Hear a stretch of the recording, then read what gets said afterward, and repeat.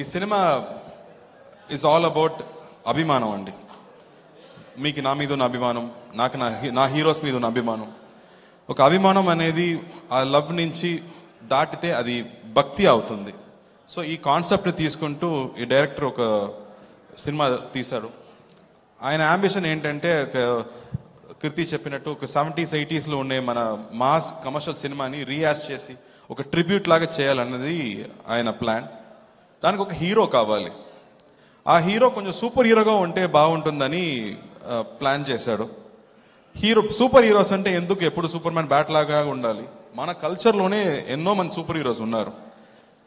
వాళ్ళు స్క్రీన్లో ఏం చేస్తే మనం ఒప్పుకుంటాం. We'll accept whatever they do on screen. అలా మనకుండే 2 వ్యక్తులు ఉన్నారు, ఎన్టీఆర్ గారు, ఎంజీఆర్ గారు ఉన్నారు. వాళ్ళు వచ్చి they changed cinema, they changed politics, they changed people's lives. And whatever they did we accepted and they were such super powers. They were almost like demigod for us. ఏ పని చేసినా అది either it has to be entertaining, లేకపోతే అది యూస్ఫుల్గా ఉండాలి. 2 లేదంటే అది వేస్ట్.